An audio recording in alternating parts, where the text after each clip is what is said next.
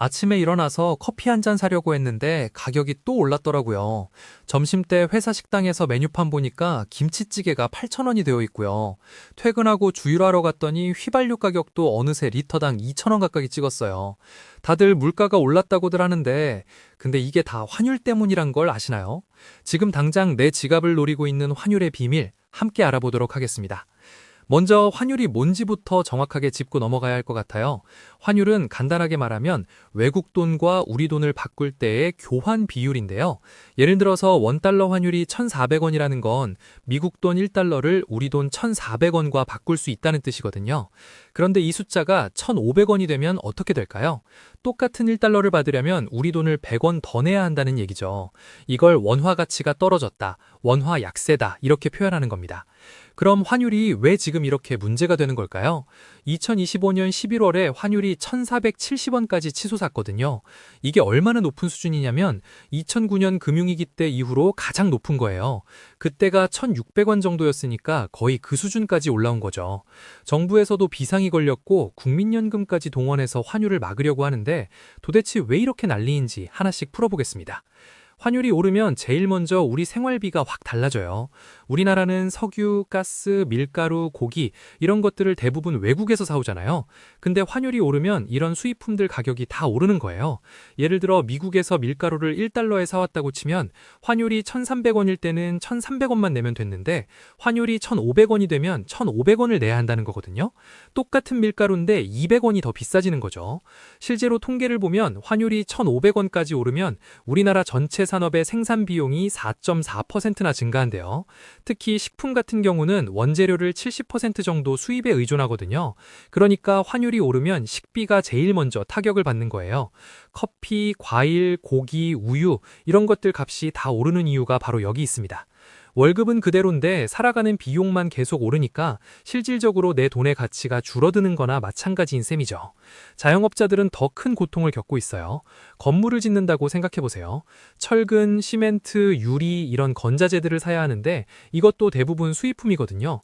실제로 평당 건축비가 예전에는 700만 원에서 800만 원 정도였는데 요즘은 1,000만 원에서 1,100만 원까지 올랐다고 해요. 거의 50% 가까이 오른 거예요. 그럼 건물주는 올라간 비용만큼 임대료를 올릴 수밖에 없고 그 임대료를 내는 자영업자들은 결국 메뉴 가격을 올리게 되는 거죠.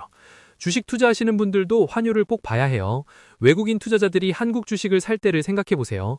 주식 가격이 똑같아도 환율이 오르면 그들 입장에서는 손해거든요. 그래서 환율이 계속 오를 것 같으면 외국인들이 한국 주식을 팔고 나가버리는 거죠. 실제로 2025년 들어서 외국인들이 국내 주식을 계속 팔고 있거든요. 외국인들이 코스피에서 차지하는 비중이 30% 정도 되는데 이들이 빠져나가면 당연히 주가가 떨어질 수밖에 없는 겁니다. 반대로 우리가 미국 주식을 살 때는 어떨까요? 환율이 오르면 같은 주식을 사려고 해도 더 많은 원화를 내야 해요. 근데 재밌는 건 이미 미국 주식을 가지고 있던 사람들은 환율이 오르면 오히려 이득을 보는 거예요. 주식 가격이 그대로여도 환율이 올라서 원화로 바꾸면 더 많은 돈을 받게 되니까요. 이게 바로 환차익이라는 건데 2025년에 한국 개인 투자자들이 미국 주식을 98조 원어치나 샀다고 해요. 세계에서 미국 주식을 제일 많이 산 나라가 우리나라래요. 그럼 환율은 왜 자꾸 오르는 걸까요? 제일 큰 이유는 달러가 필요한데 달러가 부족하기 때문이에요. 예전에는 삼성이나 현대 같은 회사들이 외국에 물건을 팔면 달러를 벌어서 한국으로 가져왔거든요. 근데 요즘은 달라졌어요. 삼성이 미국에 공장을 짓고 거기서 물건을 만들어서 미국에서 파니까 번 돈이 미국에 그냥 있는 거예요. 한국으로 안 들어오는 거죠. 그러니까 예전처럼 수출로 달러가 많이 안 들어오는 겁니다. 개인들도 달러를 많이 쓰고 있어요. 해외여행 가는 사람도 늘었고 미국 주식 투자하는 사람도 엄청 늘었잖아요. 2025년 10월하고 11월 두 달 동안에만 개인들이 123억 달러를 해외 투자에 썼대요. 한국 돈으로 치면 거의 18조 원 정도 되는 거거든요. 이렇게 달러 쓸 일은 많은데 들어오는 달러는 줄어드니까 달러 값이 오를 수밖에 없는 겁니다. 미국 금리도 큰 영향을 미쳐요. 지금 미국 금리가 우리나라보다 1.5%포인트나 높거든요. 그럼 투자자들 입장에서는 당연히 금리 높은 미국에 돈을 넣고 싶겠죠. 그래서 돈이 미국으로 몰리고 달러 값이 계속 오르는 거예요. 이런 금리 역전 상황이 무려 42개월째 이어지고 있대요. 3년 반 넘게 이 상태가 계속되는 거죠. 일본 엔화도 환율에 영향을 줘요. 일본 돈 가치가 떨어지면 일본 제품이 싸지잖아요. 그럼 한국 제품이 상대적으로 비싸 보이니까 경쟁력이 떨어지는 거예요. 시장에서는 한국 경제도 불리해질 것 같아서 원화도 같이 떨어뜨리는 거죠. 실제로 2025년 하반기부터 원화랑 엔화가 거의 같이 움직이고 있대요. 그럼 환율이 1,500원까지 가면 어떻게 될까요? 정부에서는 1,500원을 절대 넘기면 안 되는 선으로 보고 있어요. 왜냐면 우리 중소기업들이 환율이 일정 범위 안에서만 움직일 거라고 가정하고 계약을 맺거든요. 과거에 키코 사태라고 해서 환율이 급등했을 때 중소기업들이 줄줄이 망한 적이 있어요. 그래서 정부가 1,500원 근처만 가도 비상이 걸리는 겁니다. 물가도 걷잡을 수 없이 오를 거예요. 수입 물가가 벌써 5개월째 계속 오르고 있는데 이게 보통 3개월에서 6개월 후에 소비자 물가로 나타난대요. 그러니까 앞으로 몇 달 동안 마트 가면 물건값이 계속 오를 거라는 얘기죠. 전기료, 가스비도 인상 압박을 받을 거고요. 월급은 그대로인데 생활비만 계속 오르니까 결국 소비를 줄일 수밖에 없고 그럼 경기가 더 안 좋아지는 악순환이 시작되는 겁니다. 은행들도 고민이 많아요. 환율이 오르면 외화로 가지고 있는 자산의 원화 가치가 커지잖아요. 그럼 위험 가중 자산이라는 게 늘어나서 자본 비율이 떨어지는 거예요. 환율이 10원만 올라도 자본 비율이 0.02%포인트씩 떨어진대요. 지금처럼 환율이 50원 이상 오르면 은행들이 자본 비율 맞추느라 대출을 줄일 수도 있는 거죠. 그렇다고 환율이 무조건 나쁜 것만은 아니에요. 수출 기업들은 환율이 오르면 이득을 보거든요. 삼성전자가 스마트폰을 1달러에 팔았다고 치면 환율이 1,400원일 때는 140만 원을 받는 거고 환율이 1,500원이면 150만 원을 받는 거잖아요. 같은 물건을 팔아도 10만 원을 더 버는 거죠. 문제는 이 회사들도 원자재는 수입해야 한다는 거예요. 반도체 만들려면 희토류 같은 것도 사야 하고 자동차 만들려면 철이나 구리 같은 걸 사야 하는데 이것도 다 달러로 사거든요. 환율이 오르면 원자재 값도 같이 오르니까 결국 이익이 줄어드는 거죠. 그래서 환율이 적당히 올라야 좋지 너무 오르는 건 수출 기업들한테도 부담이 되는 겁니다. 그럼 우리는 환율이 높을 때 어떻게 대응해야 할까요? 첫 번째로 달러 예금을 생각해 볼 수 있어요.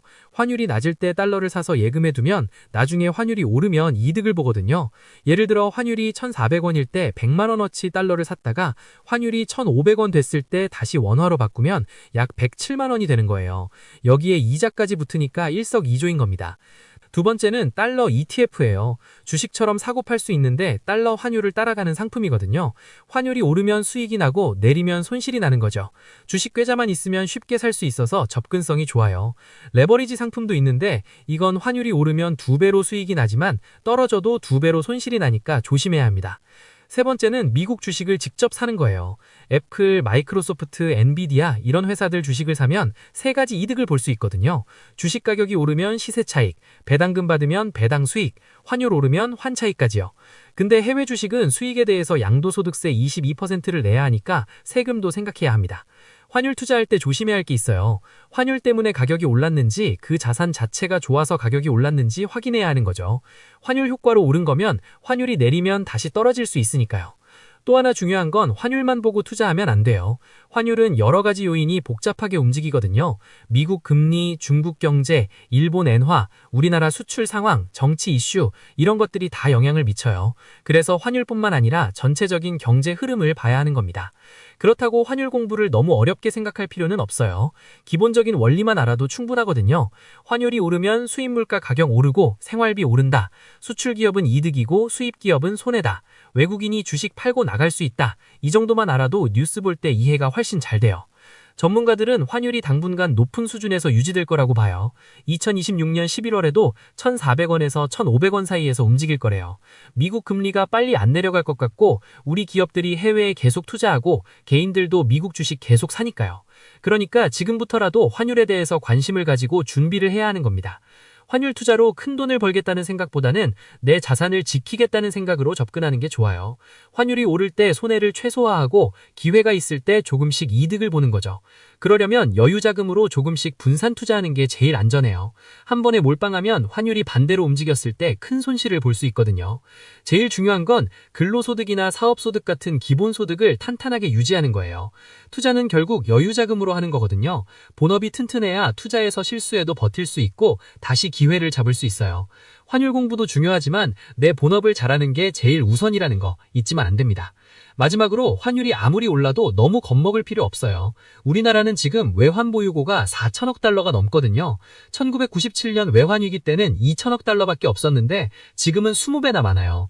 반도체도 잘 팔리고 있고 대외 순자산국이라서 외국인들이 다 빠져나가도 남는 자산이 있어요. 그러니까 제2의 IMF는 걱정 안 해도 된다는 게 전문가들 의견이에요. 환율은 이제 우리 생활에서 뗄래야 뗄 수 없는 부분이 됐어요. 커피 한 잔 값에도 영향을 미치고 내 월급의 실질 가치도 바꾸고 주식 투자 수익률도 좌우하거든요. 그러니까 환율에 대해서 조금이라도 알아두면 경제 뉴스도 이해하기 쉽고 내 돈 관리하는 데도 큰 도움이 됩니다. 이상 오늘도 알쓸별잡이었습니다.